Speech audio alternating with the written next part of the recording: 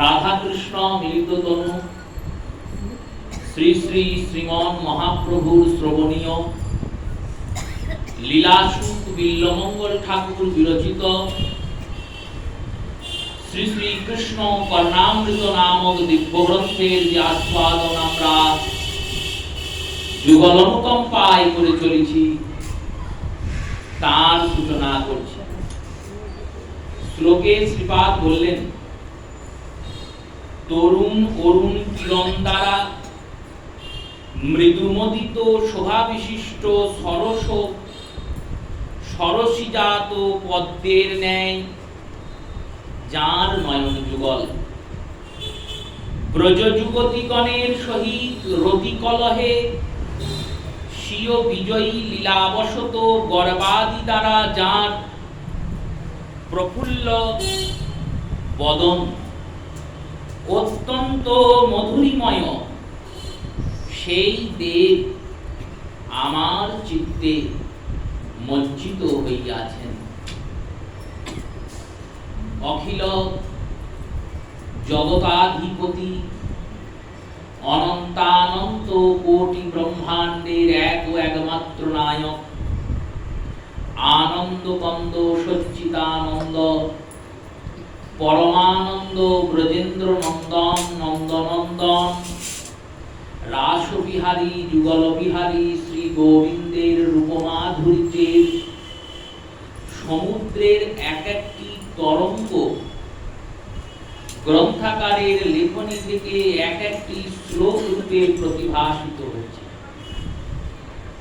ভগবানের যে চতুর শক্তিষ্টয়, যে চতুর শক্তিতে শ্রী গোবিন্দ নারায়ণের থেকেও অধিক শক্তিমান, তদমধ্যে রূপমাধুর্যকে আস্বাদন করার জন্য ও করানোর জন্য স্বয়ং ভগবানই প্রেরণা দিয়ে এই গ্রন্থের রচনা করিয়েছেন। ভগবান তিনি অখিল রূপবান, তার রূপের তো তুলনা হয় না। কি রূপ হেরিনু মধুর মূরতি পিরিতি রসেরও ছাড়, হেন লয় মনে এতিন ভুবনে তুলনা নাহি কোথা। এই তুলনা হয় না, এই তো পদকর্তা স্বীকারই করছে। অতুলনীয় রূপ, কিন্তু এই রূপটার যে তরঙ্গগুলি, কৃষ্ণের রূপটা কেমন বললেন, সমুদ্রের মতো। তার প্রমাণ মহাপ্রভু দিচ্ছেন। সনাতন গোস্বামীকে বললেন শ্রীমন মহাপ্রভু, শোনো সনাতন, কৃষ্ণের রূপের এক গণ ডোবায় যেন ত্রিভুবন সর্বজীবে করে আকর্ষণ। যদি ডোবাতে হয় তাহলে তো তরল হতে হবে। কঠিন বস্তু তো কাউকে ডোবাতে পারবে না। আপনি পাথর দিয়ে তো কাউকে ডুবিয়ে দিতে পারবেন না, চাপা দিয়ে দিতে পারবেন।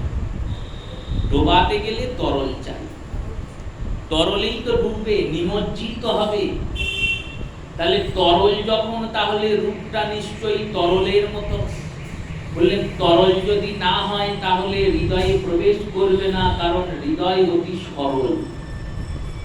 এই নয়নপথে এই কৃষ্ণের রূপ প্রবেশ করে কোথায় বললেন, ভক্তের হৃদয়ে। ভক্তের হৃদয় মন্দিরে গিয়ে কৃষ্ণের রূপরাশি প্রবিষ্ট হয়। তাই কৃষ্ণের রূপটা সমুদ্রের মতো। সমুদ্রে যেমন একটা একটা করে ঢেউ আসে, তেমনি গ্রন্থাকার বিল্লমঙ্গল ঠাকুর, যিনি অন্ধ হয়েছেন নিজেই নিজের চোখকে উপরে ফেলে দিয়েছেন। জগতের রূপ বারবার ভজনে বিপত্তি করায়, তাই জগতের রূপ আর দেখবেন না বলে চোখটাকে উপরে ফেলে দিয়েছেন। কিন্তু দেখুন, যিনি জন্মান্ধ, জন্ম থেকে যিনি দেখতে পান না, সেই জন্ম থেকে দেখতে না পাওয়া ব্যক্তি, তার কাছে জগৎটা অচেনা, কারণ সে তো কিছু দেখেই। কিন্তু যিনি কিছুদিন পরে অন্ধ হয়েছেন, তার মনোপটে তো জগৎটা অঙ্কিত হয়ে আছে। তাই চোখ দুটো উপরে ফেলে দিয়ে অন্ধ হলেও ওই মনোপটের দৃশ্য তো তাকে বারবার বাধা বিঘ্নতে উৎপাত করবে। ডক্টর মহানামব্রত ব্রহ্মচারী তিনি লিখলেন, বললেন ভজন করার জন্য বনে গেলাম, কারণ গৃহে ভজন হচ্ছে না। গৃহে চারিদিকে কোলাহল, কথাবার্তা, নিন্দা, চর্চা, এর মধ্যে ভজন হচ্ছে না। ভজনে বাধা পড়ছে, মন স্থির হচ্ছে না, অস্থির চিত্ত হয়ে যাচ্ছে, বারবার নাম থেকে মন সরে যাচ্ছে।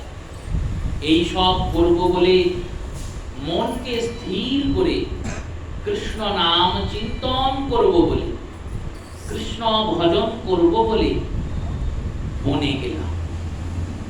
বনে গিয়ে গাছতলায় ফাঁকা স্থান, শূন্য স্থান, সেখানে গিয়ে বসলাম। মনে মনে ভাবলাম হয়তো এবার কোলাহল মিটবে, কারণ বনে তো আর কেউ বিঘ্ন করতে আসবে না, কেউ তার সমস্যার কথা শোনাতে আসবে না, কেউ কারোর নিন্দা চর্চা করতে আসবে না। বনে গিয়ে আমি গোবিন্দের চিন্তন একান্তে নিরবিচ্ছিন্ন ভাবে নিরিবিলিতে করতে পারবো, এই চিন্তা করে বনে গেলাম। বৃক্ষের তলায় গিয়ে বসলাম। বৃক্ষের তলায় বসে দেখছি ওই বাইরের কোলাহল শান্ত হয়ে গেলেও মনের কোলাহল শান্ত হলো না। ওই যে যে কাজগুলো আমি ছেড়ে এসেছি, যে যে স্থানগুলোকে আমি ছেড়ে এসেছি, যে যে ব্যক্তিগণকে আমি ছেড়ে এসেছি, তারা ঠিক কৃষ্ণ ভজনে এসে বাধা বাধকতা দেওয়ার শুরু করেছে। এটাই নিয়ম। কেন বলেন, দেখুন শ্রীমদ্ ভাগবতকে যদি অনুসরণ করেন, নরোত্তম লিখলেন মধ্যস্থ শ্রী ভাগবত পুরাণ। আমাদের যখন ভজন পথে কোন রকম সমস্যা হয়, সেই সমস্যার মীমাংসা কে করবে? দুইজনের মধ্যে সমস্যা, ধর্ম সংকট, এটা করব না ওটা করব, এই সমস্যার মীমাংসাটা কে করবে? বললেন মধ্যস্থ শ্রী ভাগবত পুরাণ।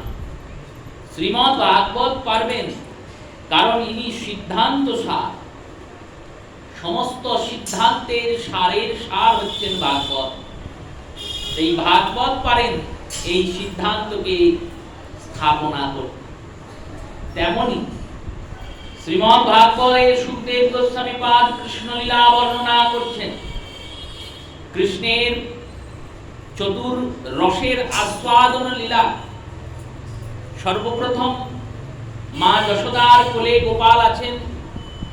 এই কৃষ্ণের জন্ম থেকে বাৎসল্য রস কৃষ্ণ পুষ্ট হচ্ছেন, বাৎসল্য রসকে কৃষ্ণ গ্রহণ করছেন, আর মা যশোদাকে বাৎসল্য রসের সুখানুভূতি প্রদান করছেন।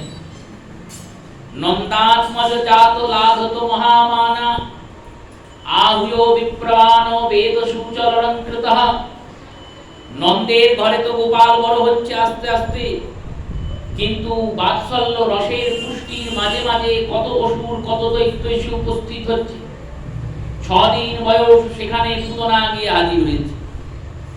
আবার পুতনা বিদেয়ী হলো, তো তৃণাবর্ত বিদেয়ী হচ্ছে, তো শকটাসুর বিদেয়ী হচ্ছে। এক এক রূপে এক এক অসুর এসে উপস্থিত হচ্ছে।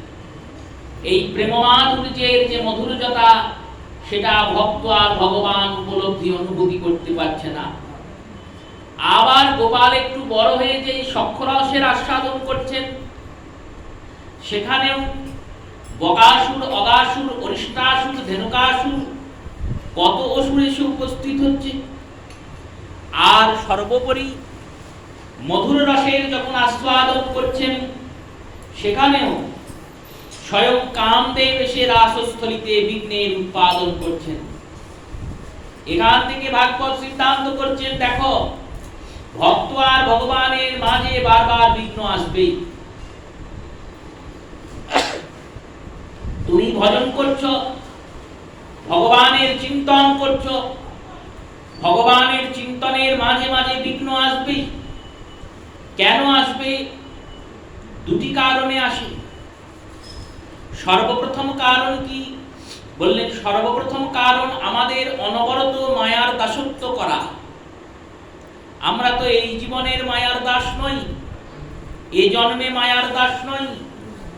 জন্ম জন্ম আমরা মায়ার দাসত্ব করে এসেছি, করছি, আর ভবিষ্যতেও হয়তো করব। যতক্ষণ না জীব কৃষ্ণ প্রাপ্তি করে ততক্ষণ তার মায়া নিবৃত্তি হওয়া সম্ভব নয়। আর কৃষ্ণ প্রাপ্তির আগের মুহূর্তেও জীবের পতন হতে পারে, জীব মায়াতে ফিরে আসতে পারে, এও হতে পারে। বসুদেবের মতো তো জীব ভগবানকে প্রাপ্তি করেও নন্দের ভবনে দিয়ে এলেন আর মায়াকেই নিয়ে চলে এলেন। তেমনি আমরা মন্দিরে গেলাম আর গোবিন্দের কাছে বাড়ি ঘর সুখ সম্পদ মঙ্গলাদি কামনা করে চলে এলাম, আর গোবিন্দকে মন্দিরেই রেখে এলাম, আর ওই সুখ সম্পদ রূপী মায়াকে ঝোলায় ভরে নিয়ে চলে এলাম। এটাই তো আমরা করছি, করে চলেছি অনবরত। এই অনবরত মায়ার দাসত্ব করার জন্য আমাদের হৃদয়ে মায়া দেবী বারবার উঠে পড়েন। যেমন জমিতে যখন ধান রোপণ হয় না তখন আগাছা বেশি উৎপন্ন হয় না, কিন্তু যেই চাষি খেটে খুঁটে জমিকে কর্ষণ করে সার মাটি তৈরি করে মাথার ঘাম পায়ে ফেলে ধান পুঁতে দিল, এবার ধান যেই বাড়তে লাগলো অমনি আগাছাও জন্মাতে লাগে আর বাড়তে লাগে। তাদেরকে কেউ পোঁতেও না, তাদের কোনো বীজও কেউ ছড়ায় না, কিন্তু না পুঁতলেও তারা বাড়ে। তারা বাড়ে কেন? তারা ওখানেই ছিল, সুপ্ত হয়েছিল। যেই ফসলের জন্য জল পড়েছে সেই জল থেকে তারা প্রাণকে আকর্ষণ করে তারা আপনা-আপনি প্রাণবন্ত হয়ে গেছে। আর প্রাণবন্ত হয়ে কি করছে? বললো ফসল থেকে জলটা টেনে নিচ্ছে, ফসলের রসটা শুকিয়ে যাচ্ছে আর আগাছা পুষ্ট হয়ে যাচ্ছে। এটাই নিয়ম, প্রকৃতির নিয়ম। তেমনি আমাদের হৃদয়রূপী ভূমিতে প্রথম থেকেই কাম ক্রোধ লোভ মোহ মদ মাৎসর্যের বীজ আর কূট এইগুলো ভিতরেই ছিল। যেই দিনকে তুমি কৃষ্ণ ভজন শুরু করলে, কৃষ্ণ ভজনের শুরু করার পর কৃষ্ণ কথার জলে তুমি সেই বীজকে সিঞ্চন করছো, গুরুপাদ পদ্ম তিনি তোমার হৃদয়ে বীজটা পুঁতে দিয়েছেন। এবার এই বীজটা পুঁতে দেওয়ার পরে কৃষ্ণের কথামৃত জলে তুমি সিঞ্চন করছো। ভ্রমিতে ভ্রমিতে কোন ভাগ্যবান জীব গুরু কৃষ্ণ কৃপায় পান ভক্তিলতার বীজ, সেই বীজ গুরু কৃষ্ণ রূপে করেন রোপণ, আর কৃষ্ণ কথামৃত জলে করো বীজের সিঞ্চন। এই হরি কথা শুনে শুনে, এই কৃষ্ণ কথা শুনে শুনে আমাদের হৃদয় ভূমিতে গুরু প্রদত্ত যে বীজটি, সেই বীজটি আস্তে আস্তে পুষ্ট হয়। কিন্তু বীজটা পুষ্ট হলে হবে কি? তাকে আগাছাগুলো ঘিরে ধরে। এই আগাছাগুলো ভিতরেই আছে। তাই নিত্য মায়ার দাসত্ব আছে বলে কৃষ্ণ ভজনে বারবার বাধা আসে। এটা একটা কারণ। আর একটা কারণ কি? বললেন এই বারবার বাধা আসাটা ভগবানের অনুগ্রহ। অনুগ্রহ মানে কৃপা। ভগবান বারবার তোমার চিত্তে এই বাধা দিচ্ছেন কেন? বললেন বারবার বাধা দিচ্ছেন যাতে অনুগ্রহ করছেন, কৃপা করছেন। দৃষ্টান্ত দিয়ে উপলব্ধি করুন। যেমন ছাত্র অধ্যয়ন করছে, পড়াশোনা করছে, বিদ্যার চর্চা করছে। এবার বিদ্যা চর্চা করতে করতে 1 বছর পর পরীক্ষা আসে। কেন? পরীক্ষাটা কি খারাপ? ছাত্র ভয় পাচ্ছে, পরীক্ষা দিতে সারা বছর করে নাই, চিন্তা করছে যদি ফেল করে যায়, ফেল করলে কি হবে? আবার করবে। আর যদি ফেল না করো তাহলে পাস করবে, পাস করলে পরের কক্ষায় যাবে। তাহলে পরের শ্রেণীকক্ষে যাওয়ার জন্য যেমন পরীক্ষার প্রয়োজন, তেমনি ভজন বৃদ্ধির জন্য বাধার প্রয়োজন। বাধাকে যদি তুমি অতিক্রম করতে পারো তাহলে পরের কক্ষায় যাবে। আর বাধার কাছে যদি তুমি পরাভূত হয়ে যাও, ফেল হয়ে যাও, তাহলে আবার সেই কক্ষাতেই চেষ্টা করবে। আজকে বাধা অতিক্রম হলো না, কাল অতিক্রম। এটাই নিয়ম। এই নিয়মেই ভগবান বারবার হৃদয় চিত্তে সেই সমস্তকে আগমন করান।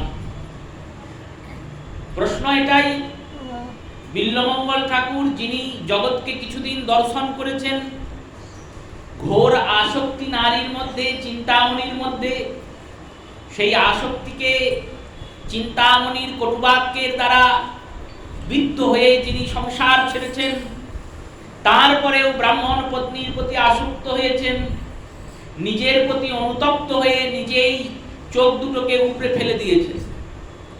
কিন্তু এই যে এতদিন তিনি গোটা জগৎকে দেখলেন, সেই জগৎটা তো তার হৃদয়পটে ভেসেই উঠছে, তাও তিনি ভজন করছেন। কি করে ভজন করছেন? বললেন, দেখো এটাই ভজন শিক্ষা। অনুকূলতাতে ভজন হয় না, প্রতিকূলতাতেই ভজন হয়। সুখে কখনো কৃষ্ণ ভজন হয় না, দুঃখেই কৃষ্ণ ভজন হয়। ধন্যাদিতে ভগবান কৃপা করেন না, দিনকেই গোবিন্দ কৃপা করেন।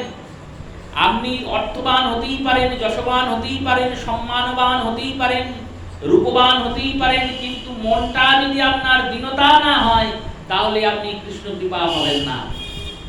যাই থাকুক, নিজেকে দিন চিন্তন করতে হয়।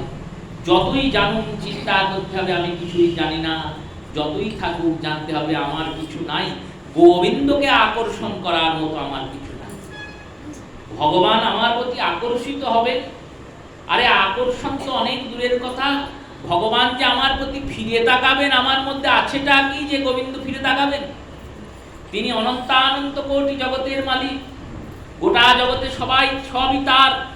সেই সবের মধ্যে আমাকে যে তাকাবে আমার প্রতি, কেন তাকাবে? তাকানোর মতো কিছু নাই। যদি তাকান, আমার চেষ্টায় তিনি তাকাচ্ছেন না, তার কৃপাতে তিনি তাকাচ্ছেন। তার কৃপা বলে শ্রীমন মহাপ্রভুর গৌরাঙ্গ সুন্দরের লীলাতে দক্ষিণ ভারতের এক ব্যক্তির কথা পাওয়া যায়, বাসুদেব বিপ্র নাম। এই বাসুদেব বিপ্রের কোন এক কারণে অপরাধে, বৈষ্ণব অপরাধে অঙ্গে কুষ্ঠ হয়েছে, গলিত কুষ্ঠ। আর কুষ্ঠ যখন হয়েছে, তিনি নড়তে পারেন না কুষ্ঠের ঘায়ে। কুষ্ঠের উপরে রস পুঁজ বেরোয় শরীর থেকে, গায়ে পোকা লেগে গেছে। পোকাগুলো মাঝে মধ্যে অঙ্গ থেকে খুলে খুলে পড়ে যায়। যে পোকাটা খুলে পড়ে যায়, তিনি আবার তাকে তোলেন, আর তুলে গায়ে রেখে দেন। এই রকম যখন করেন, অনেকে ভাবেন এ আবার কি লোক রে, লোকে ব্যথা হলে ব্যথা কি করে নিবারণ হবে এই চিন্তা করে। আর এ বেটা নিজে ব্যথা অনুভব করছে, এত কষ্ট পাচ্ছে, কষ্টের মুক্তির চিন্তা না করে কষ্টটাকে বাড়াচ্ছে। জিজ্ঞাসা করছেন একজন, আপনি এই কাজ কেন করেন? তিনি বলেন, দেখো অপরাধ ছিল বলে এই রকম রোগ হয়েছে, কুষ্ঠ রোগ হয়েছে।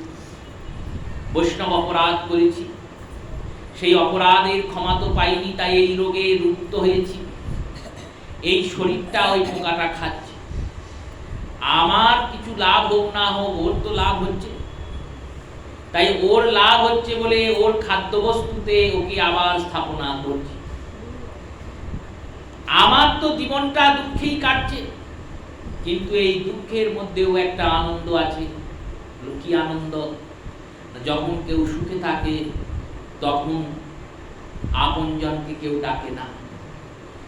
সন্তান যদি সুন্দর সুখানুভূতিতে হাসে, খেলে, ছুটাছুটি করে, দৌড়াদৌড়ি করে, তাহলে কি সন্তান মা মা বলে ডাকে? ডাকে না। যখন হোঁচট খেয়ে পড়ে যায়, যখন খেলতে গিয়ে কোথাও আছাড় খেয়ে পড়ে, যখন কষ্ট হয়, ব্যথা হয়, তখন মা বলে ডাকে। তেমনি এই গোটা জগৎ সুখে থাকলে কৃষ্ণকে ডাকবে না, কিন্তু দুঃখে থাকলেই গোবিন্দকে ডাকবে। তাই দুঃখের মধ্যে গোবিন্দকে ডাকা হয়। দুঃখিত হৃদয়ে, আর্ত হৃদয়ে কৃষ্ণের ভজন অধিক হয়। তাই দুঃখটাকে অনুভব করতে হয়, দুঃখটাকে সঙ্গী করতে হয়। যতই সুখ থাক, বাহ্য সুখ থাকতেই পারে, বাহ্য সুখ থাকলেও হৃদয়ে সুখানুভূতি করা উচিত নয়। হৃদয়টাকে কৃষ্ণ বিরহে নিমজ্জিত করে রাখা উচিত। রায় রামানন্দের মতো প্রকাশানন্দের মতো, প্রবোধানন্দের মতো, পুণ্ডরীক বিদ্যানিধির মতো। পুণ্ডরীক বিদ্যানিধির কি কোনো সুখের অভাব? প্রতাপরুদ্রের মতো, সার্বভৌমের মতো মহাপ্রভুর এই পরিকর্মণের বাহ্য সুখের কোনো অভাব নেই। রায় রামানন্দ বিদ্যানগরের রাজা, তিনি রাজ সুখ ভোগ করেন, কিন্তু মহাপ্রভু যখন জিজ্ঞেস করছেন আপনি কি রায় রামানন্দ, রায় রামানন্দ বলছেন লোকে বলে মুই দাস ভাগ্যহীন দিন অতি মন্দ। আমি কেমন না, আমি তোমার দাস অতি দিন, আর আমি ভাগ্যহীন আর অতি মন্দ। মন্দ মানে খারাপ, আমার থেকে খারাপ কেউ নেই। এটা মুখের কথা নয়, এটা তিনি মনে বিশ্বাস করেন। কারণ কৃষ্ণ তো কৃপা করল না, এই চিন্তা তিনি করেন না। তিনি ভাবেন আমি কৃষ্ণের জন্য কিছুই করতে পারলাম। যিনি সাধ্য সাধন তত্ত্ব স্বয়ং কৃষ্ণকে দান করছেন, তিনি মনে মনে ভাবেন আমি গোবিন্দের জন্য কিছু করতে পারলাম না। এই দীনতা। তেমনি বিল্বমঙ্গল, তিনি দিবারাত্র নিজের হৃদয়পটে যে জগতের দৃষ্টিগুলি, জগতের দর্শনগুলি, জগতের চিত্রগুলি আছে, যাকে ছেড়ে এসেছেন তার চিন্তা তিনি করেন না। তিনি হৃদয়পটে শুধু কৃষ্ণকে চিন্তন করেন। যেটা চিন্তন করেন সেটাই বলেন, আর যেটা বলেন স্বয়ং কৃষ্ণ ছোট্ট শিশু হয়ে এসে সেইটাই লেখেন। এই কর্ণামৃত গ্রন্থের অধ্যয়ন আস্বাদন তিনটি কারণে করা উচিত প্রত্যেক বৈষ্ণবকে। প্রথম কারণ কি বললেন? প্রথম কারণ হলো কৃষ্ণের রূপমাধুর্যতা কতটা, সেটা জানতে গেলে কর্ণামৃতকে আস্বাদন করতে হবে।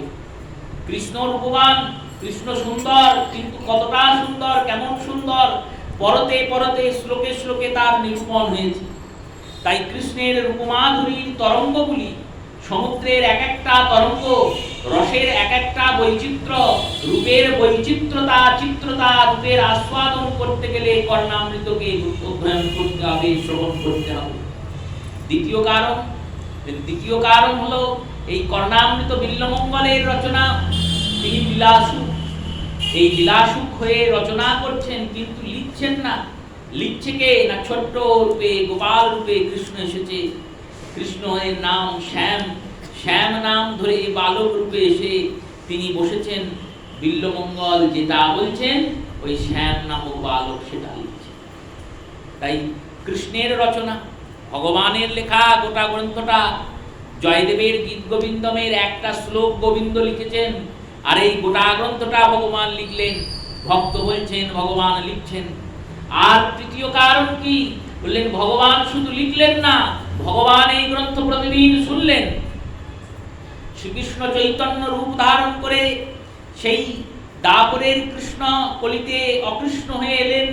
কৃষ্ণ বরণাং তৃষা কৃষ্ণং সাঙ্গ পাঙ্গস্ত্র পার্ষদম হরিনাম সংকীর্তন যজ্ঞে প্রব্দয়চ সুমেধস। সেই কৃষ্ণ চৈতন্য হয়ে এসেছেন, আর চৈতন্য হয়ে সেই গম্ভীরাতে প্রত্যেক দিন এই গ্রন্থগুলি কি আস্বাদন করেন। সেই গ্রন্থগুলির মধ্যে কর্ণামৃত একটি। কর্ণামৃত বিদ্যাপতি, চণ্ডীদাস বিদ্যাপতি, রায়ের নাটক গীতি, কর্ণামৃত গীত গোবিন্দ, এই গ্রন্থ পাঁচটা। কি কি? চণ্ডীদাস মানে চণ্ডীদাসের পদ, বিদ্যাপতি মানে বিদ্যাপতির পদ, পদাবলী, রায়ের নাটক গীতি, রায় রামানন্দের লেখা জগন্নাথ বল্লভকম নাটক, কর্ণামৃত গীত গোবিন্দ। রায় রামানন্দ শনে, স্বরূপ রামানন্দ শনে, প্রভু শোনেন রাত্র দিনে তাহাতে পরম আনন্দ। স্বরূপ দামোদর আর রায় রামানন্দ এই পাঁচটা গ্রন্থ পালা করে করে, একটা গ্রন্থ পুরো শেষ করছেন তা নয়। একদিন রামানন্দের নাটক শুনছেন মহাপ্রভু, তো একদিন কর্ণামৃত শুনছেন। যেটা শুনছেন সেটাতেই প্রভু আস্বাদন করছেন, যেটা শুনছেন সেটাতেই প্রভু বিহবল হচ্ছেন। তাহলে এই গ্রন্থের মাধুর্যতা কতটা! ভগবান লিখলেন, আবার ভগবানই শুনলেন। ভগবানের লেখা, ভগবানের শোনা গ্রন্থ, ভগবানের রূপরাশির বর্ণনা। যে বর্ণনা শুনলে হৃদয়ে অনুরাগ জাগে, প্রেম জাগে। সেই রূপরাশির ডালি নিয়ে উপস্থিত হয়েছেন বিল্বমঙ্গল। তিনি বলছেন, দেখো গোবিন্দের নয়নটা কেমন? বললেন, নয়নটা কমলের মতো। কমল মানে পদ্ম। পূর্বেও আস্বাদন হয়েছে ভগবানের শরীরের মধ্যে অনেকানেক পদ্মের বিদ্যমান, 10টা অনেকানেক পদ্মের বিদ্যমান, অনেকানেক চন্দ্রের বিদ্যমানতা। ভগবানের শরীর সমগ্র শরীরে 8টা কমলকে বিদ্যমানতা ধরেছেন মহাজনগণ। চরণ দুটি পদ্ম, হস্ত দুটি পদ্ম, ভগবানের যে অধর সেটি পদ্ম, ভগবানের যে নয়ন দুটি সেটি পদ্ম, ভগবানের যে বদন সেটিও পদ্ম। এইরূপে ভগবানের সমগ্র শরীরের মধ্যে নয়নকে কমলের সঙ্গে তুলনা করা হয়। বারবার কমলের সঙ্গে তুলনা করেছেন। ভগবানের নাম হয়েছে পুণ্ডরীকাক্ষ। পুণ্ডরী শব্দের অর্থ পদ্ম, অক্ষ শব্দের অর্থ নয়ন। ভগবানের নাম পুণ্ডরীকাক্ষ। ভগবানের নাম রাজীব লোচন। রাজীব মানে পদ্ম, লোচন মানে চোখ। ভগবানের নাম কমল নয়ন। কমল মানে পদ্ম, নয়ন মানে চোখ। এইগুলি ভগবানের নাম। কিন্তু পদ্মটি ভগবানের যে নেত্রপল্লব, নেত্রচক্ষু পদ্ম, এই নয়ন পদ্মটি কেমন? নয়ন পদ্মটির বর্ণনায় এই শ্লোকে করাচ্ছেন। বলছেন, অহমি করো করণী করো মৃদুমৃদি লক্ষ্মী সরসত সরসী সরসী ন দেব। সদ্যজাত পদ্মের মতো চোখ। চোখটা কেমন? সদ্যজাত পদ্ম, সবেমাত্র ফুটেছে। পদ্মের কুঁড়ি যেমন হয়, সবেমাত্র পদ্মটা ফুটেছে। আর ফোটার পরে উৎপন্ন হওয়ার পরে প্রস্ফুটনের অপেক্ষা করছে। চোখটা সদ্যজাত কুঁড়ির মতো, অলির মতো, সদ্যজাত কুঁড়ির মতো ফুটেছেন, প্রস্ফুটনের অপেক্ষা করছেন। কখন ফুটবেন? কেমন রং এটি? অরুণ। অরুণ মানে বললেন সূর্য ওঠার আগে যে রংটি আকাশকে ছেয়ে দেয় সেই বর্ণ। না রক্তবর্ণ, না গেরুয়া বর্ণ, না শ্বেত বর্ণ, না পীত বর্ণ, এক বিচিত্র বর্ণ। সূর্যটা ঠিক আগে যে সময় আকাশ রক্তিম হয়ে যায়, সেই সময়ের যে রং, সেই রংটিকে অরুণ রং বলে। কারণ সূর্যদেবের সারথীর নাম অরুণ, যিনি গরুড়ের জ্যেষ্ঠ ভ্রাতা। এই অরুণ বিকলাঙ্গ। অরুণের নাভির পরে আর অঙ্গ নেই। এই বিকলাঙ্গ অবস্থাতে তিনি কি কর্ম করবেন? সূর্যদেব বললেন, আমার সারথী হয়ে তুমি বসবে। অরুণ সারথী হয়ে বসেছেন। সূর্য উদিত হওয়ার আগে অরুণ উদিত হয়। আর এই অরুণ উদয় থেকেই শাস্ত্রানুসারে দিনকে ধারণ করা হয়। তিথি নির্ধারণ হয়, ব্রত নির্ধারণ হয়। যদি ব্রত অরুণোদয়ের মধ্যে স্পর্শ করে তাহলে সেটাকেও ধরা হয়। যদি পূর্ববিদ্ধা ব্রত অরুণোদয়ে থাকে তাহলে একাদশীকে পরিত্যাগ করা হয়। তাহলে অরুণোদয়ের মাহাত্ম্য এতটা। সূর্য ওঠার আগে অরুণোদয় হয়। সেই অরুণের যেমন রং, তেমনই গোবিন্দের নয়নের বর্ণ। তরুণ অরুণ কিরণ তারা মুদিত শোভা বিশিষ্ট। আর কেমন? বললেন মুদিত। মুদিত মানে চোখটা বুজে আছে। এবার পদ্ম যখন ফুটেছে, ফোটার সঙ্গে সঙ্গেই তো আর পদ্মটা খুলে যায় না। পদ্মটা কখন খুলে? যখন সূর্যদেব উদিত হন আর সূর্যের আলো পদ্মেই পড়ে, তখন পদ্ম আস্তে আস্তে আস্তে আস্তে। আবার যেই সূর্যটা অস্তাচলে চলে যায়, সূর্যের অস্ত হয়ে যায়, অমনি পদ্মটা আস্তে আস্তে আস্তে আস্তে আবার। তেমন ভগবানের নেত্রটা পদ্মের মতো কেন জানো? কেন না, ভগবান এই নেত্র তখনই খুলে। কখন খুলে না, যখন ভগবানের সামনে কোনো ভক্ত এসে দাঁড়ায়। কারণ ভগবানের দৃষ্টির মধ্যে কৃপা লুকিয়ে আছে। ভগবান যার দিকে তাকাবেন একবার, তিনিই কৃপা পেয়ে, তিনিই প্রেম প্রাপ্তি করবেন, কারণ ইনি প্রেমমরতি। কৃষ্ণের কৃপা পাওয়ার জন্য শুধু কৃষ্ণ তাকালেই হল। কৃষ্ণ তাকালেই কৃপা, না তাকালে কি কৃপা হয় না? বলল না তাকালেও কৃপা হয়, কিন্তু তাকালেই কৃপা, কারণ এনার দৃষ্টির মধ্যেই কৃপা আছে। আর কৃপা আছে বলে যখন পুতনা গিয়েছেন গোবিন্দের সামনে দাঁড়িয়েছেন, গোবিন্দ দেখলেন একে তো কৃপা করা যাবে না, তাই চোখটা বুঝে নিলেন। ভক্ত সেজে গিয়েছে, কিন্তু ভক্ত তো নয়, এই সুন্দরী সেজে গিয়েছে, হৃদয়ে বিষ নিয়ে গিয়েছে। এই রকম যদি তুমি সেজে যাও, তাহলে ভগবত কৃপা থেকে তুমি বঞ্চিত হয়ে যাও। পুতনার দিকে গোবিন্দ তাকালেন না, কৃপা তিনি পেলেন ঠিকই, কারণ কৃপার দৃষ্টি না পেলেও পুতনা যেই স্তনদুগ্ধ দান করেছেন, ওই দুগ্ধ দানের কর্মের দ্বারা তিনি কৃপা পেলেন। কিন্তু পুতনার দিকে গোবিন্দ তাকালেন। যদি তাকান তো তাকালেই কৃপা হয়। মা যশোদা দামে বেঁধেছেন গোপালকে, গোপাল ওই উদফলটাকে ফেললেন, আর ফেলে গড়াচ্ছেন, উদফল গড়গড় করছে, গোপাল হাঁটছে, হামা দিচ্ছেন, আর পিছনে উদফলটা গড়াতে গড়াতে আসছে চাকার মতো। আবার উদফলটাকে দাঁড় করিয়ে ঠেলছেন। এই সব করতে করতে একবার তাকালেন দুটো বৃক্ষের দিকে। সুখদেব বলছেন ওই যে তাকিয়েছেন, তখনই গোবিন্দ স্থির করে নিয়েছেন আজ এদের উদ্ধার করতে হবে। উদ্ধার করাটাই বিষয়। কৃষ্ণ এদের উদ্ধার করবে, এই বর দিয়েছিল নারদ, এই অভিশাপ দিয়েছিল, যতদিন না ভগবান কৃষ্ণ যাবেন ততদিন তোমরা উদ্ধারিত হবে না। বৃক্ষ হয়ে জন্মাবে, অভিশাপ দিয়েছেন, কৃষ্ণকে উদ্ধার করবেন, অভিশাপ দিয়েছেন। কিভাবে উদ্ধার করবেন? না বরে বলে দিয়েছেন, না সাপে বলে দিয়েছেন। ভগবান তো উদ্ধার সবভাবেই করতে পারতেন। ভগবান গিয়ে বৃক্ষকে নড়িয়ে ফেলে দিতে পারতেন, উৎপাদন করে দিতে পারতেন। ভগবান গিয়ে কুরুল দ্বারা কাঠ কাটার নাম করে বৃক্ষকে ছেদন করে দিতে পারতেন। অনেক কিছু ভাবেই উদ্ধার হতো, কিন্তু ভগবানের খেয়ালই নেই যে এই ভক্তরা আমার আঙ্গনে সেই সত্য যুগ থেকে দাঁড়িয়ে আছে।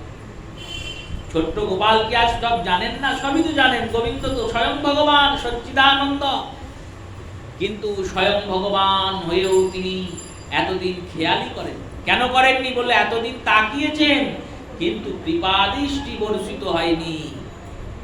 যেই না কৃপাদৃষ্টি বর্ষিত হয়েছে, অমনি উদফলটাকে নিয়ে গোবিন্দ যাচ্ছেন ওই দুই অর্জুন বৃক্ষের কাছে। আর অর্জুন বৃক্ষের কাছে গিয়ে ভাবলেন এই উদফলটাকে যদি আমি গাছে লাগিয়ে দিই, আর গাছে লাগিয়ে দিয়ে আমি বেরিয়ে যাই, দিয়ের বাড়ি বেরিয়ে যাওয়ার পর যদি আমি খুব তারে টানাটানি করি, তাহলে কি হবে? বললো উদফলটা গাছে লেগে থাকবে, আর আমার কোমরে দড়িটা বাঁধা আছে, হয়তো দড়িটা খুলে যাবে। কারণ দড়িটা বাঁধাতে তো গোবিন্দের অসুবিধা হচ্ছে, তিনি চঞ্চল চূড়ামণি। সেই চঞ্চল চূড়ামণিকে মা যশোদা স্থির করে ফেলেছেন, দাঁড় করিয়ে দিয়েছেন। চঞ্চলতাটা তো আর করতে পারছে না, কারণ ছুটতে গেলে উদফল বাঁধা আছে, বড় ভারী জিনিস, সেই বড় ভারী জিনিসটাকে নিয়ে নড়তে হচ্ছে।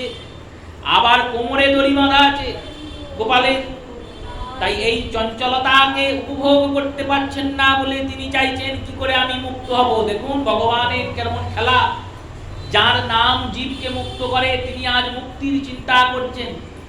ভগবানের নাম করলেই তো জীব মুক্ত হয়, তা সত্ত্বেও তিনি চিন্তা করছেন আমি কি করে মুক্ত হব। বললেন হ্যাঁ গো, যিনি সর্বসমর্থমান, কর্তুম কর্তুম অন্যথা কর্তুম, সর্বসমর্থবান যিনি, যিনি আমরা যা পারি তিনি তাই পারেন, আমরা যা পারি না তিনি তাও পারেন, আমরা যা পারবো কেউ পারতে পারে এটা ভাবতেও পারি না তিনি সেটাও পারেন। এই রকম যিনি ভগবান সর্বসমর্থবান, যার মধ্যে কোনো শক্তির হ্রাস বৃদ্ধি হয় না, সেই সর্বসমর্থবান শক্তিবান গোবিন্দ, তিনি এই রকম উদফলে বাঁধা পড়ে আছেন, সবার বন্ধন মুক্ত করেন যিনি, তিনি এই বন্ধনটা খুলতে পারছেন না। খুলে দিলেই তো হয়, খুলে দিলেই হয়, কিন্তু ভক্ত এর বাঁধা, ভক্ত আমায় বেঁধেছে। মা যশোদা যেমন গোবিন্দকে বেঁধেছেন, সেই রকম ভাবে দুর্যোধনও মানতে গিয়েছিল। দুর্যোধন কি মানতে পেরেছে? পারেনি। কারণ ঐশ্বর্য দিয়ে ভগবানকে বাঁধা যায় না, শক্তি দিয়ে ভগবানকে বাঁধা যায় না, জ্ঞান দিয়ে ভগবানকে বাঁধা যায় না, একমাত্র ভক্তি দিয়েই বাঁধা যায়। মা যশোদা তো ভক্ত, তাই ভক্তি দিয়ে বেঁধেছেন। মা যশোদার কাছে ছেলে হয়ে এসেছেন গোবিন্দ। এবার ছেলের সঙ্গে মা যেমন আচরণ চান করতে পারেন, ছেলেকে মানতে হবে, কিছু করার নেই। তিনি যদি বলেন আমি ভগবান, তাহলে তো হবে না। ভগবানের ঐশ্বর্য লীলার দর্শন করিয়েছেন ঐশ্বর্য দেবী এসে। মা যশোদা কান ধরেছে গোপালের, গোপাল মুখ খুলে হাঁ করে গোটা ব্রহ্মাণ্ড মাকে দেখিয়ে দিয়েছে। ঐশ্বর্যের দেবী বলেছেন, দেখো তুমি কার কানে হাত দিচ্ছ, দেখো অনন্তানন্ত জগতের মালিক, তাকে তুমি এরকম হেয় পেয় করছো, ছেলের মতো ভাবছো। ছেলে তো নয়, তিনি তো জগৎপতি, তোমার ছেলে সেজেছেন। এই সব দেখার পর মা যশোদা যখন অচেতন হয়ে গেছেন, তখন ভগবান যোগমায়াকে ডাকলেন। যোগমায়াকে ডেকে বললেন, আমার মা যা দেখেছে সব ভুলিয়ে দাও। কেন? বললেন, যদি না ভুলে তাহলে মায়ের যে তৃপ্তি, সেই তৃপ্তি মা পাবে না। আর মা যদি তৃপ্তি না পায়, আমিও তৃপ্তি পাবো না। আমি তো বাৎসল্য রসকে আস্বাদন করতে এসেছি। দেখুন, এটাই ভগবানের স্বভাব। তুমি সম্বন্ধ ভুলে যেতে পারো, ভগবান সম্বন্ধ বলেন না। তুমি ভুলে যেতে পারো, তুমি যে সম্বন্ধ রেখে দিয়েছো ভগবানের সঙ্গে, সেই সম্বন্ধ ভগবান মনে রাখেন। সেই রূপে মা যশোদা তো ছেলে রূপে চেয়েছে কৃষ্ণকে, ছেলে রূপেই এসেছে কৃষ্ণ, ছেলেকে মা বেঁধে দিয়েছে। আরে মা যশোদা তো তাও দাম দিয়ে বেঁধেছে। দাম দিয়ে মা যশোদা গোবিন্দকে বেঁধেছে উদফলের সঙ্গে। দাম মানে চুলের ফিতে, সেই চুলের ফিতে দিয়ে বেঁধেছেন। আর বৃষভানু রাজনন্দিনী, তিনি নিকুঞ্জ লীলাতে ভগবানকে লতা দিয়ে বেঁধেছিলেন। ভগবানকে মা রাধারানীও বেঁধেছেন।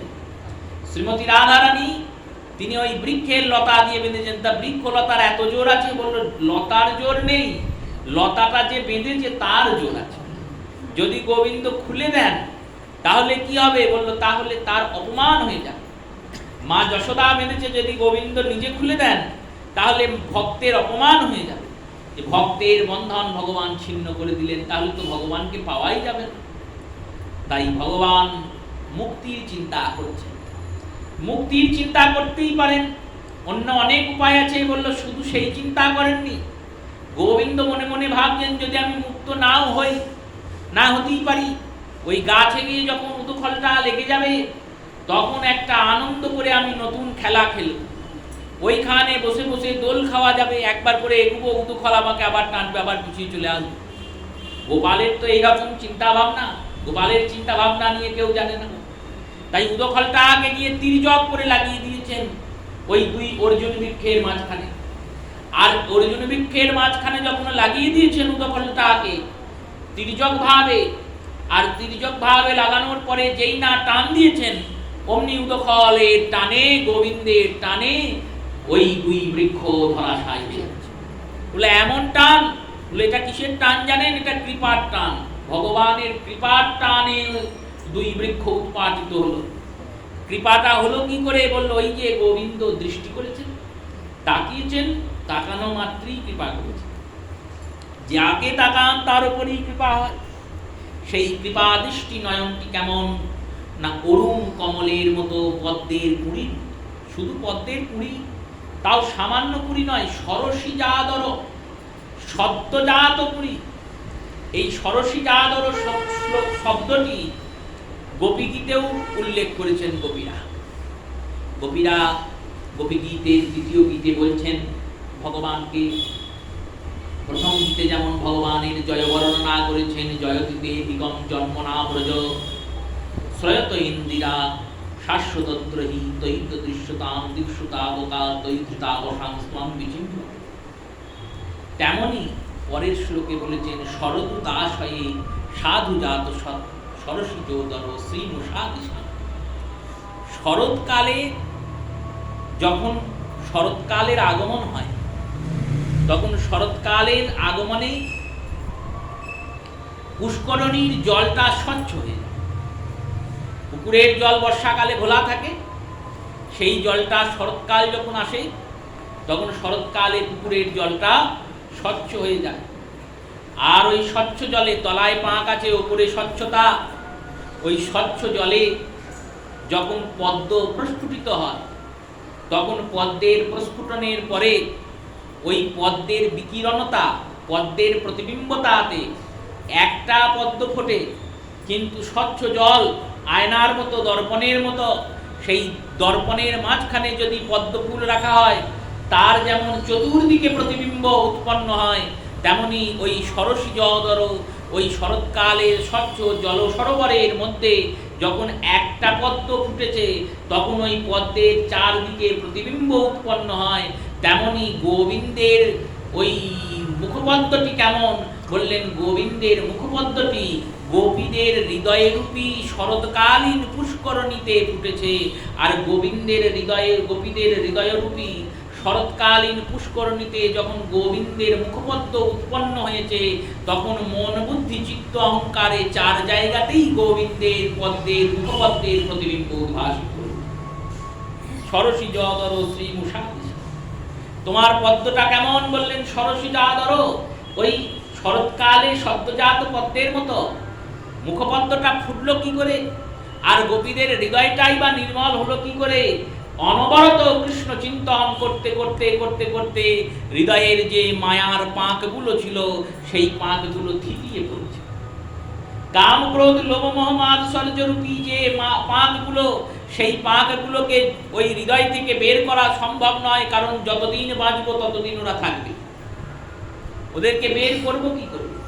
যদি কেউ বলে আমার রাগ নেই, লোভ নেই, কাম নেই, ক্রোধ নেই, মোহ নেই, সে সব থেকে বড় মিথ্যাবাদী। থাকবেই, কারণ তুমি যখন পঞ্চভৌতিক শরীর পেয়েছো তখন পঞ্চভৌতিক শরীরে এগুলো থাকবেই। তো এইগুলোকে নিবারণ করা সম্ভব নয়। বলেন নিবারণ করা যদি সম্ভব না হয় তাহলে বন্ধু করে নাও।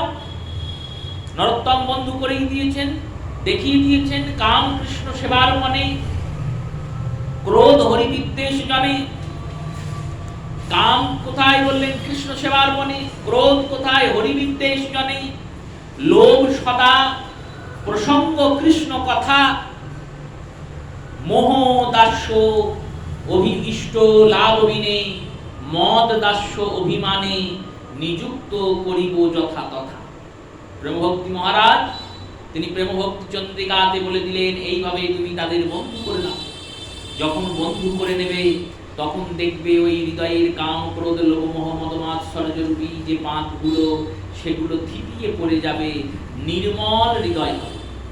আর এই নির্মল হৃদয়ে যখন কৃষ্ণের চিন্তা করবে তখন তোমার মনটা কৃষ্ণময় হবে, বুদ্ধিটাও কৃষ্ণময় হবে, চিত্তটাও কৃষ্ণময় হবে, আর অহংকারটাও কৃষ্ণময় হবে। ভগবানের মুখপদ্মটা যেমন, ভগবানের নয়ন কমলটার তুলনাও তার সঙ্গেই দান করছেন। বললেন শুধু তাই নয় গো, এই ভগবান গোবিন্দ যখন গোপীদের সঙ্গে রতিকলহ করেন, রতিকলহ মানে প্রেমের ঝগড়া, এই প্রেমের ঝগড়া করেন, আর প্রেমের ঝগড়া করে যখন জিতে যান তখন কি হয় বলল? তখন ওই ভগবানের বদনটা একবারে রক্তিম লাল হয়ে যায় প্রসন্নে। ভগবান আনন্দিত হয়ে যান। দান লীলাতে গোবিন্দ রাস্তা আটকিয়ে দাঁড়িয়েছেন, গোপীরাও গিয়ে দাঁড়িয়েছে। গোপীরা গিয়ে যখন দাঁড়িয়েছে তখন ভগবান বলছেন দান দিয়ে তারপর যেতে হবে। ললিতা শ্রীমতী রাধারানীর ইঙ্গিতাজ্ঞা অনুভব করে, রাধারানীর মনে যে উদ্ভাসন হয়, মনে যেটা চিন্তা হয়, সেটা ললিতাজির মনে আগে উপলব্ধি হয়। রাধারানী ভাবছেন গোবিন্দ দাঁড়িয়ে আছে কষ্ট করে অনেকক্ষণ ধরে, তাহলে গোবিন্দকে একটু আনন্দ দিতে হবে। কি করে আনন্দ দেওয়া যায়? শুধু মিলনেই আনন্দ নয়, মিলনের মাঝে যদি ব্যবধান হয় তাহলে আনন্দটা বেশি হয়। তো এই মিলনের মাঝে ব্যবধান কেমন? আগে একটু কলহ করা দরকার, আগে একটু ঝগড়াঝাটি হবে।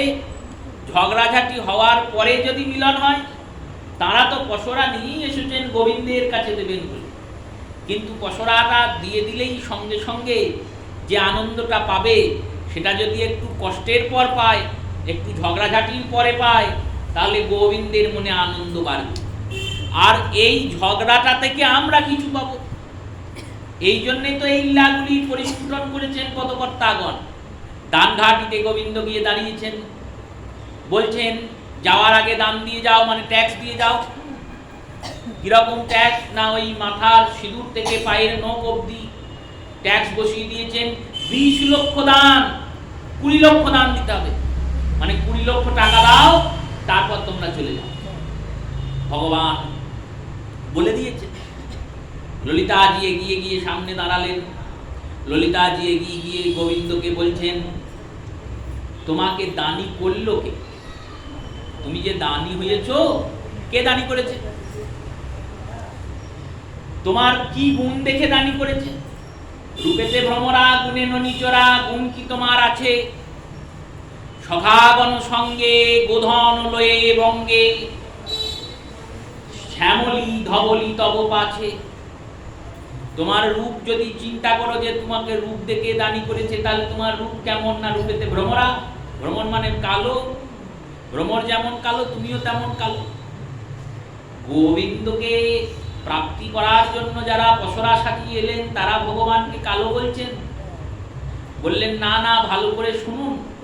বলছেন রূপেতে ভ্রমরা, ভ্রমরের মতো রূপ, মানে তুমি ভ্রমরের মতো। ভ্রমর কি করে? ভ্রমর মধু খেয়ে খেয়ে বেড়ায়।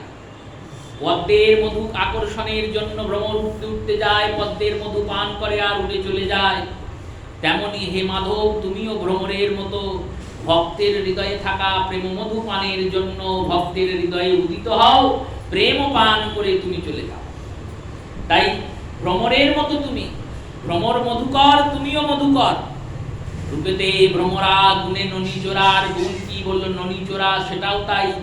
হৃদয়ের মধ্যে যে ভক্তি, এই ভক্তি হচ্ছে দুধ, আর এই দুধ থেকে দধি উৎপন্ন হয়। দধি হলো ভাব, আর এই ভাবকে যখন কোনো ভক্ত মন্থন করতে পারেন, সেই মন্থনে যে নবনীত উৎপন্ন হয়, সেই নবনীত হলো প্রেম।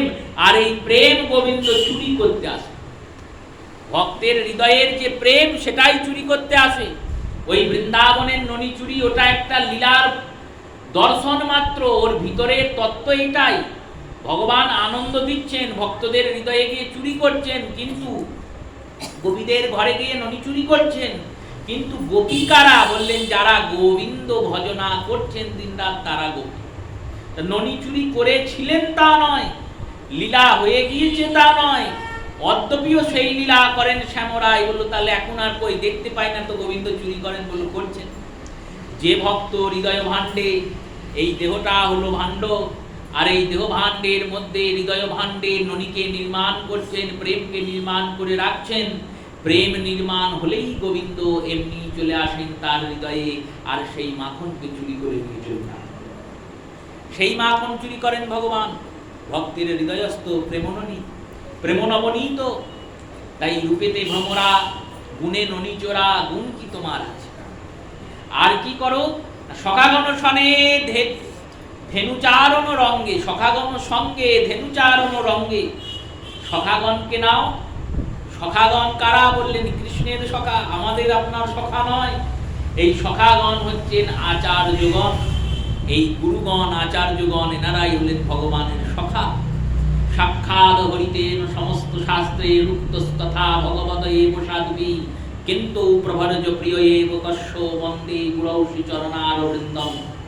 বিশ্বনাথ চক্রবর্তী পাদ বলছেন, দেখো যে শাস্ত্রেই যাও, শাস্ত্রের একাধিক প্রকরণ, একাধিক পথ, একাধিক মত, কিন্তু সব শাস্ত্র এসে এক জায়গায় জড়ো হয়ে একটা মত দিয়েছে। কি মত? না গুরু হলেন সাক্ষাৎ গোবিন্দ। সাক্ষাৎ হরিতেন সমস্ত শাস্ত্রে, সমস্ত শাস্ত্র একটাই জায়গায় এসে দাঁড়িয়েছেন যে গুরুদেব আর গোবিন্দের মধ্যে কোনো ভেদ নাই। গুরুই সাক্ষাৎ কৃষ্ণ, গুরু সাক্ষাৎ কৃষ্ণ। জীব নিস্তার লাগি নন্দ সুত হরি, ভুবনে প্রকাশ পান গুরু রূপ ধরি। গুরু হচ্ছেন, গুরু কৃষ্ণ এক হন শাস্ত্রের প্রমাণে। গুরু রূপে কৃষ্ণ কৃপা করেন ভক্তগণে। শাস্ত্রের প্রমাণ এটাই বলেছেন। সাক্ষাৎ হরিতেন সমস্ত শাস্ত্রে উক্ত, মানে উক্ত হয়েছে। কিন্তু প্রভারজ প্রিয় এব তস্য। কিন্তু গুরুদেবকে যখন জিজ্ঞাসা করা হচ্ছে, হে গুরুদেব, আপনি তো কৃষ্ণ, সাক্ষাৎ কৃষ্ণ, তখন গুরুদেব কি বলবে?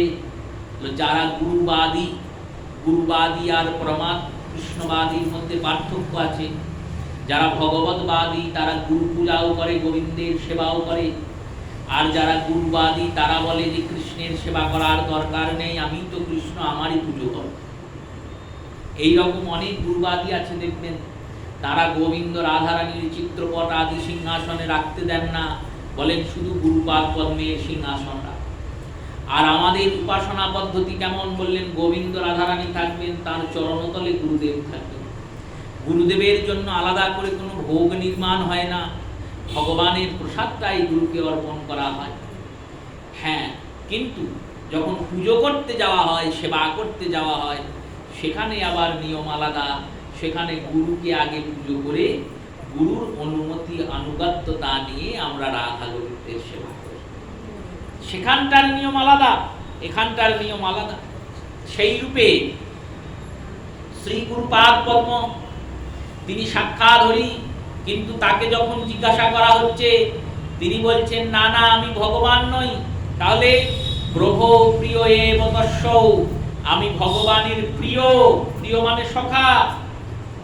ভগবানের সখা কারা? বললেন গুরুপাদ পদ্ম যারা, আচার্যগণ যারা, তারাই ভগবানের সখা। সখাগণ সঙ্গে ধেনুচারণ রঙ্গে তারা কি করছেন? গোবিন্দের সঙ্গে ধেনুচারণ করছেন। ধেনু মানে গো মানে ইন্দ্রিয়। যে ইন্দ্রিয়গুলি আমাদের সংসারের প্রতি মুখিত হয়ে আছে, সাধু গুরু বৈষ্ণবরা সেই ইন্দ্রিয়গুলিকে ধরে ধরে টেনে টেনে নিয়ে সেই কৃষ্ণচরণে নিমজ্জিত করছেন। এই কানটা তো সারাদিন শুধু সংসারের কথাই শুনে, কিন্তু সাধুর কি মরণ দেখুন।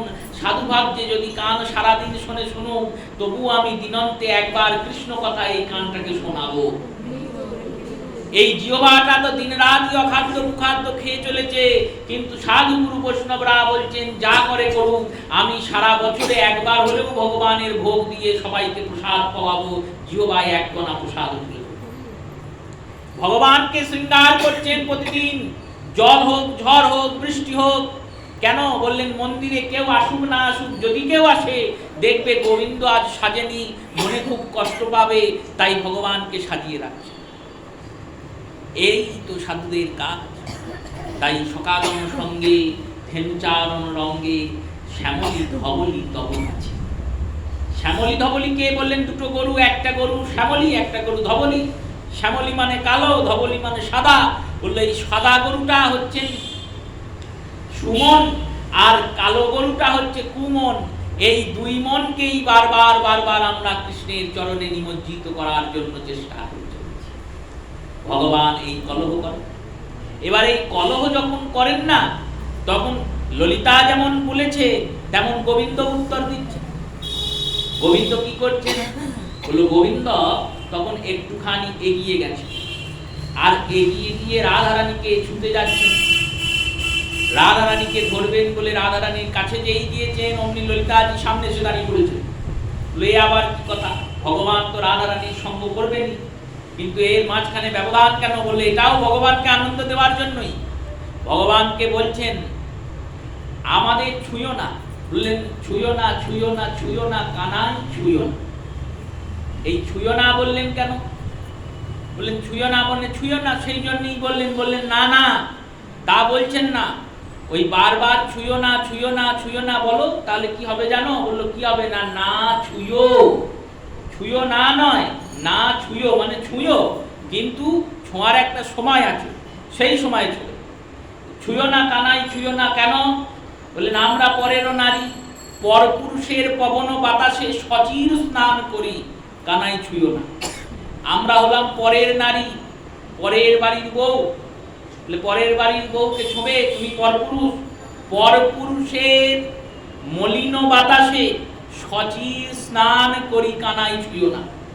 পরপুরুষ ব্যক্তি আসছে কাছে, তার গা থেকে যদি ওই হাওয়াটা এসে আমাদের গায়ে লাগে, তাহলে আমরা সচির, চির মানে বস্ত্র, সবস্ত্র দিয়ে স্নান করি। যেমন কেউ মারা গেলে সবস্ত্র স্নান করতে হয়, যে জামা কাপড় পরে মরাঘাট গিয়েছেন সেইটা পরেই তো স্নান করে আসে মানুষ। তেমনি ওই অতটাই অপবিত্র মনে করি আমরা নিজেদের, তাই সচির স্নান করি। বলছেন তুমি যে ছুতে আসছো রাধারানীকে, রাধারানীকে ছুতে গেলে যে যোগ্যতা লাগে সেই যোগ্যতাটা তোমার আছে তো? গোবিন্দ বললেন কি যোগ্যতা শুনি? বললেন তাহলে শোনো যোগ্যতা।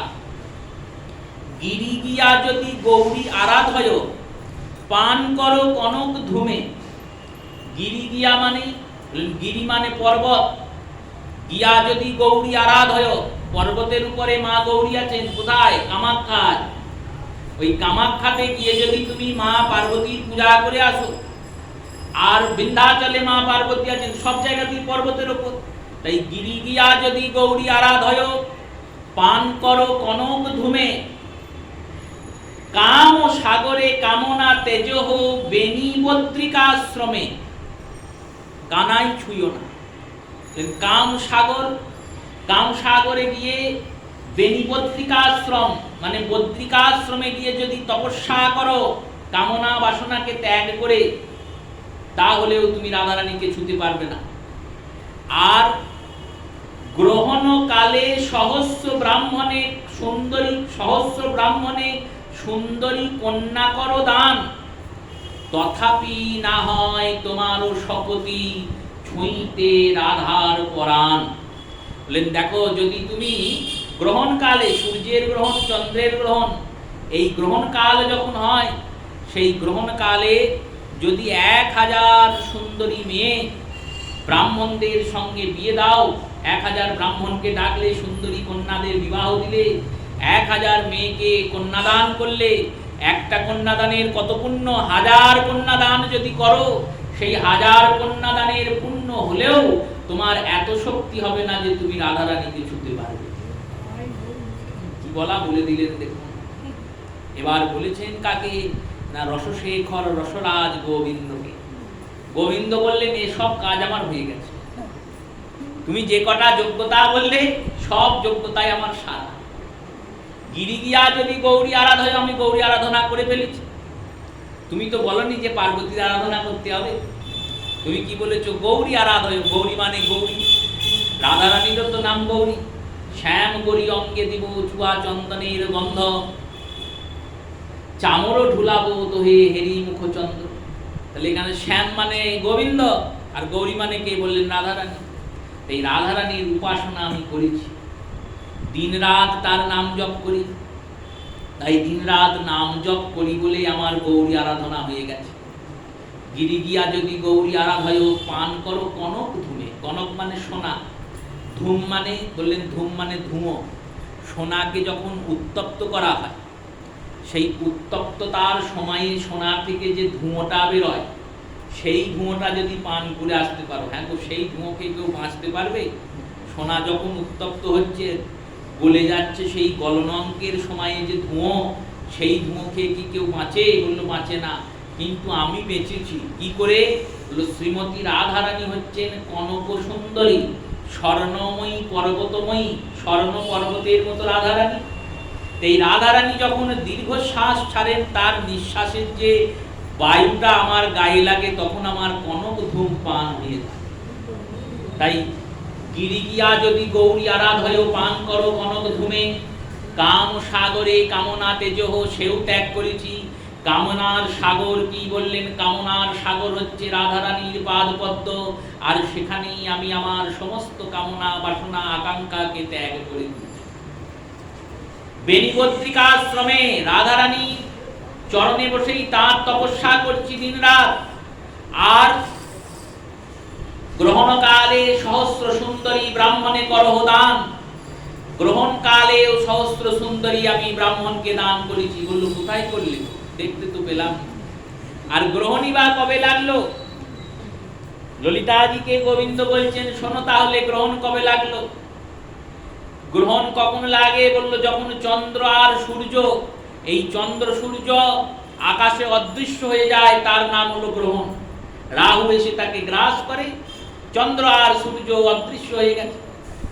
তেমনি শ্রীমতী রাধারানী যখন অবগুণ্ঠন গ্রহণ করেন, মানে ঘোমটা নিয়ে নেন, তখন রাধারানীর বদন চন্দ্র অদৃশ্য হয়ে যায়। আর সেই সময় রাধারানীর পাদপদ্ম যখন আমি ধারণ করে নয়নের জলে কাঁদি, তখন ওই পাদপদ্মের যে 10টা নখ আছে, ওই 10টা নখ হাজার হাজার কোটি কোটি সুন্দরী নারীর মতো, সেই সুন্দরী চন্দ্রের মতো সেই সুন্দরী নারীগুলোকে আমার হৃদয়রূপী ব্রহ্ম ব্রাহ্মণে দান করেছি, তাই আমি রাধারানীকে ছুতে পারি। এই কথাগুলো যখন বলেছেন, তখন কি আর কৃষ্ণ সঙ্গ করতে পরিহার করা যায়? এত চাটুবাক্যে যিনি পটু, সেই চাটুবাক্যে যিনি রতিকলাতে পরাজিত করেন গোপীদের, গোপীরা হেরে যায় প্রতিবার, গোবিন্দের সঙ্গে ঝগড়া করতে পারে না। রাধারানীর কথা আলাদা, কিন্তু গোপীরা পারেন না। আর যখন গোবিন্দ হারেন, গোবিন্দ জয় লাভ করেন এই কলহে, তখন গোবিন্দের মুখে হাসি ফুটে। আর যখন ওই হাসিটা ফুটে ওঠে, সেই হাসি মাখা মুখটা কবে আমার হৃদয়ে মজ্জিত হবে, এই লালসা ধরেছেন লীলাসুখ বিল্লমঙ্গল। তাই তার অনুগত্যতা ধরে, তার চরণ ধরে আমাদের হৃদয়েও যাতে যুগলের অনুকম্পা হয়, যাতে যুগল চরণে রতি হয়, মতি হয়, সর্বশেষ ওই চরণে গতি হয়, এই রূপবিলাস যুগলের চরণে জানিয়ে প্রত্যেক শ্রোতা মাতা ভক্ত বৈষ্ণব চরণে প্রণাম পূর্বক অর্ধকাল হরিকথা অবসর দিলাম। শ্রী গুরু প্রেমানন্দে সীতারাম হরি বল। জয় জয় রাধা।